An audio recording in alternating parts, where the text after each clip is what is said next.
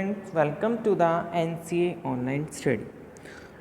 बेटा आज की क्लास में हम हमारे फोर्थ चैप्टर का एडजस्टमेंट नंबर 3 पढ़ेंगे। हम फोर्थ चैप्टर में अभी तक क्या पढ़ चुके हैं? सबसे पहले तो हमने रेशो निकालना सीखा कि गेनिंग रेशो कैसे फाइंड किया जाता है और सैक्रिफाइसिंग रेशो को कैसे फाइंड किया जाता है। इसके बाद हमने लास्ट क्लास के अंदर हमने ये सीखा कि गुडविल कैसे फाइंड की जाती है, वैल्यूएशन ऑफ गुडविल किस तरीके से किया जाता है और उसका ट्रीटमेंट इस चैप्टर में कैसे किया जाता है, मतलब कि हम उसको कैसे ट्रीट करते हैं या एडजस्टमेंट कैसे किया जाता है गुडविल का। अब हम बेटा इसके अंदर थर्ड टॉपिक पढ़ रहे हैं, accounting of reserves, accumulated profits and losses. Important है ये और हर चैप्टर में सेम रहेगा। आगे आने वाले यही जो मेथड है यही एडमिशन के अंदर रहेगा, यही रिटायरमेंट के अंदर रहेगा, तो थोड़ा ध्यान से समझिएगा। रिजर्व्स, सबसे पहले मैं आपको ये बताता हूँ कि रिजर्व्स होते क्या हैं। रिजर्व्स का मतलब है बेटा कि हमारी फ्यूचर में आने वाले ऐसे अनसर्टेन लॉसेस जिनका या तो अनसर्टेन है या फिर सर्टेन, दोनों के लिए रिजर्व्स बनाए जाते हैं। ठीक है, अनसर्टेन के लिए तो जैसे हमने एक जनरल रिजर्व बना दिया, उसको अनसर्टेन मतलब कि कोई भी निश्चित लॉस नहीं है, उसे किसी भी लॉस के लिए यूज़ किया जा सकता है। लेकिन जो सर्टेन होते हैं, सर्टेन मतलब कि फिक्स होता है उसके अंदर कि हमें जिस लॉस के लिए वो बनाया गया है उसी लॉस के लिए उसका यूज़ किया जाएगा। ठीक है, तो ऐसे होते हैं सर्टेन रिजर्व्स। ठीक है, तो जब पार्टनरशिप के अंदर change in profit sharing ratio की कंडीशन होती है उस टाइम रिजर्व के का हम क्या करते हैं उसके बारे में आज हम समझेंगे। बैलेंस शीट के अंदर बेटा आपको कुछ रिजर्व्स दिए होते हैं जिन्हें change in profit sharing ratio के टाइम दो तरीके से एडजस्ट किया जाता है। बेटा आपको मैंने बताया था कि जब भी प्रॉफिट शेयरिंग रेशो चेंज होता है तो एक तो वो फर्म होती है जो कि ओल्ड रेशो पे बेस्ड होती है और एक जो रेशो चेंज होने के बाद नई फर्म बनती है वो फर्म होती है। तो इसको हम ओल्ड फर्म और न्यू फर्म के अंदर कैटेगराइज कर सकते हैं। मतलब एक तो ओल्ड फर्म मतलब जिसमें ओल्ड रेशो था, एक न्यू फर्म या न्यू फर्म जिसके अंदर न्यू रेशो था। ठीक है, तो देखिए एक तो रिजर्व्स की कंडीशन है कि जब हम पुरानी फर्म से नई फर्म में रेशो रिजर्व्स को नहीं लेकर जाना चाहते, और एक कंडीशन है जब हम रिजर्व्स को नई फर्म में भी लेकर जाना चाहते हैं। तो हम फर्स्ट कंडीशन कर रहे हैं जिसमें हम पुरानी फर्म के रिजर्व्स को पुरानी फर्म में ही फिनिश कर जाते हैं, ख़त्म कर जाते हैं। तो हम क्या कर देते हैं, उनको राइट ऑफ कर देते हैं। राइट ऑफ का मतलब रिजर्व्स अकाउंट को बंद कर देते हैं, मतलब कि पुराने रेशो में पुराने पार्टनर्स के अंदर डिस्ट्रीब्यूट कर देते हैं। तो देखिए उसकी एंट्रीज़ क्या होती है, जनरल एंट्रीज़ के बारे में सीखना है हमें। तो जैसे आपको कोई रिज़र्व दिया हुआ है तो उसे आप डेबिट कर दोगे। कोई प्रॉफिट एंड लॉस का क्रेडिट बैलेंस दिया है, मतलब कि बैलेंस शीट की अगर लाइबिलिटीज साइड आपको प्रॉफिट एंड लॉस अकाउंट दिया हुआ है तो वो WCR, इसके बारे में अभी हम डीपली समझेंगे। IFR, इन्वेस्टमेंट फ्लक्चुएशन रिजर्व, इसके बारे में भी अभी हम समझेंगे। तो इन सबको क्या कर देना है, आपने डेबिट कर देना है और सभी पार्टनर्स में ओल्ड प्रॉफिट शेयरिंग रेशो के अंदर डिस्ट्रीब्यूट कर देना है। ठीक है, तो change in profit sharing ratio के टाइम रिजर्व एंड सरप्लस से रिलेटेड आपको ये जनरल एंट्री करनी है। इसके बाद अगर आपको profit and loss asset side में दिया हुआ है या लिखा हुआ है कि प्रॉफिट एंड लॉस अकाउंट का डेबिट बैलेंस है, मतलब कि लॉस का बैलेंस है, या फिर एक नाम दिया होगा डेफर्ड रेवेन्यू एक्सपेंडिचर। ये ऐसे एक्सपेंडिचर होते हैं बेटा जो किए एक ही साल में जाते हैं लेकिन उनका फ़ायदा हमें आने वाले कई सालों तक मिलता रहता है, इसलिए ये भी रिजर्व की तरह ही ट्रीट किए जाते हैं। तो इन्हें क्या कर देंगे हम, सॉरी असेट्स की तरह ट्रीट किए जाते हैं ये। ठीक है, जितना खर्चा हमारा हो गया वो हम माइनस करते जाएंगे, जितना बेनिफिट हमें फ्यूचर में मिलना है वो असेट्स के रूप में हमारी बैलेंस शीट में पड़ा रहेगा। ठीक है, तो इन्हें आपको all partners capital account debit to profit and loss to deferred revenue expenditure. ठीक है, तो ये दो इतना सा ही है इसका। जब हम नए ओल्ड फर्म से न्यू फर्म में रिजर्व्स को नहीं लेकर जाते हैं, मतलब कि जब रिजर्व्स रिटेन्ड नहीं रहते हैं बुक्स के अंदर, हमें इन्हें ख़त्म करना होता है, तो ये दो एंट्रीज पोस्ट होती है। अब देखिए WCR और इन्वेस्टमेंट फ्लक्चुएशन रिजर्व, इससे रिलेटेड कुछ प्रोविजंस हैं जिन्हें हमें पढ़ना पड़ेगा। सबसे पहले हमारे रिजर्व का नाम है वर्कमैन कॉम्पनसेशन रिजर्व, ठीक है। अब ये होता क्या है, सबसे पहले ये सुनिए। वर्कमैन कॉम्पनसेशन रिजर्व, वर्कमैन बोला गया है यहाँ पर हमारी फैक्ट्री या बिजनेस में काम करने वाले एम्प्लॉयज़ या वर्कमैन्स, उसके लिए ये वर्ड आया है वर्कमैन। कॉम्पनसेशन मतलब उन्हें क्षतिपूर्ति, उनका कोई क्लेम को निपटाने के लिए, वर्कमैन्स के क्लेम को निपटाने के लिए जो रिजर्व बनाया जाता है उसे बोला जाता है वर्कमैन कॉम्पनसेशन रिजर्व, ठीक है। ये क्यों बनाया जाता है, जैसे कि मान लो हमारा एक मैन्युफैक्चरिंग प्लांट था या कोई मैन्युफैक्चरिंग बिजनेस था, उसके अंदर कुछ एम्प्लॉयज़ काम कर रहे थे। अब वो एम्प्लॉयज़ को काम करते हुए मशीनरी से कुछ डैमेज हो गया, मतलब उसका हाथ फ्रैक्चर हो गया या उसको कोई चोट लग गई, तो वो क्या करेगा, ऑनर से, हमसे मतलब कि बिजनेस के मालिक से उस चीज़ का क्लेम लेगा, क्योंकि वो ऑन ड्यूटी काम कर रहा था और ऑन ड्यूटी उसे चोट लगी है, ठीक है। तो जब ऑन ड्यूटी कोई काम कर रहा होता है और उसे क्लेम लेना होता है, ठीक है, तो वो क्या करेगा, अब मालिक को ये क्या हो गया, सडन होने वाला एक लॉस हो गया, तो बिजनेसमैन क्या करता है, इस क्लेम को भुगतने के लिए, फ्यूचर में होने वाले इस टाइप के लॉसेस को भुगतने के लिए वो अलग से एक रिजर्व बना देता है जिसका नाम है वर्कमैन कॉम्पनसेशन रिजर्व, या शॉर्ट में इसे बोल देते हैं WCR, ठीक है। अब देखिए इसकी सिचुएशंस हैं अलग अलग। पहली सिचुएशन है when the claim against workman compensation reserve does not exist, मतलब कि हमने रिजर्व बना रखा था हमारी फर्म के अंदर, बिजनेस के अंदर, लेकिन जो रिजर्व, जो क्लेम था वो जीरो था, मतलब किसी भी एम्प्लॉयज़ को या किसी भी वर्कमैन को कोई नुकसान नहीं हुआ, कोई लॉस नहीं हुआ। तो उस सिचुएशन में हम क्या करेंगे, अब लॉस हुआ ही नहीं है तो WCR की ज़रूरत पड़ी नहीं लॉस की भरपाई करने के लिए, तो हम क्या करेंगे, जितना भी WCR हमारे पास पड़ा है हम पूरा का पूरा पुराने पार्टनर्स में, पुराने रेशो में डिस्ट्रीब्यूट कर देंगे। तो क्या एंट्री करेंगे, workman compensation reserve account debit to partners capital account, अगर फिक्स्ड मेथड है तो पार्टनर्स करंट अकाउंट, ठीक है। ये थी फर्स्ट कंडीशन। सेकंड कंडीशन सुनिए बेटा, when claim for workman compensation exists, मतलब कि वर्कमैन कॉम्पनसेशन के लिए हमारे पास क्लेम था, ठीक है। अब वो क्लेम कैसे कैसे था, फर्स्ट कंडीशन है कि workman compensation claim is equal to the amount of workman compensation reserve.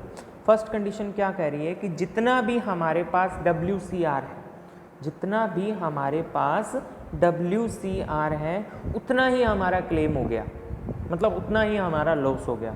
तो हम क्या करेंगे, सारा का सारा किससे चार्ज कर लिया जाएगा, WCR से। तो देखो उसको लायबिलिटी में कन्वर्ट कर दिया जाता है या क्लेम में कन्वर्ट कर दिया जाता है, तो उसकी एंट्री होती है WCR account debit to WCL, liability में कन्वर्ट कर दिया जाता है। मतलब हम अब रिजर्व था, अब हमारी वो लायबिलिटी बन गया, हमें जो वर्कमैन्स को क्या करनी है, वो पेमेंट देनी है। तो क्या जनरल एंट्री हम पास करेंगे इस सिचुएशन में, workman compensation reserve account debit to workman compensation liability, ठीक है।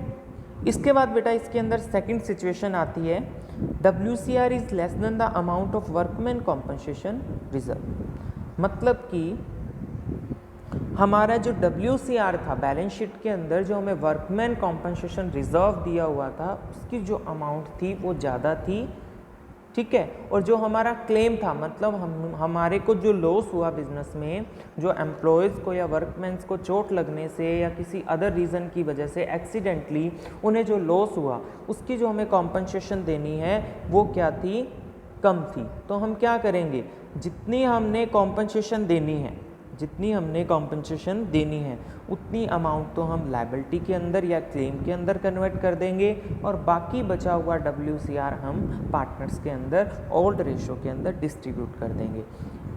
On that time we will pass that journal entry, that is workman compensation reserve account debit to workman compensation claim account to partners capital account if your partners capital account according to fluctuating method, and if we are preparing partners capital account by the fixed method then we use partners current account. ठीक है. Then last situation देखिए, जब workman compensation का claim मतलब कि हमारे जो losses हैं वो WCR से ज़्यादा हो गए हैं, मतलब हमने जो रिज़र्व बना रखा था वो कम रह गया और जो हमारे लॉसेस हैं वो ज़्यादा हो गए हैं. तो इस सिचुएशन में आप क्या करोगे, आपकी जो WCL है, जो लायबिलिटी है वो बढ़ गई है, जो क्लेम है वो आपका बढ़ गया. बेटा इस क्लेम की जगह हम लायबिलिटी वर्ड यूज़ कर सकते हैं, ठीक है, जिससे आपको इजी रहेगा. आप लायबिलिटी वर्ड यूज़ करिएगा क्लेम की जगह.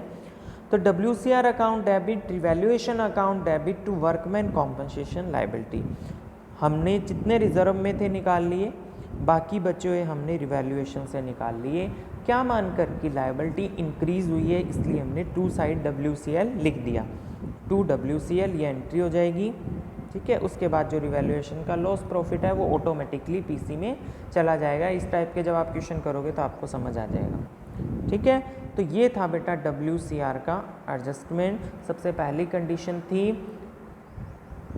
जिसके अंदर हमारे पास क्लेम ही नहीं होता, और सेकंड कंडीशन थी जिसमें हमारे पास क्लेम होता है, क्लेम इक्वल रहता है, क्लेम लेस देन रहता है और क्लेम मोर देन रहता है. ये सिचुएशन थी. बहुत इंपॉर्टेंट एडजस्टमेंट है, हर चैप्टर में काम आएगी. अगर कोई डाउट हो तो इसके बारे में आप मुझसे पूछ लीजिएगा, लेकिन कोई भी रॉन्ग एंट्री या रॉन्ग थिंग्स को समझना आपके लिए हार्मफुल रहेगा, क्योंकि जो आगे के चैप्टर्स हैं उसके अंदर ये एडजस्टमेंट बार बार आएगा.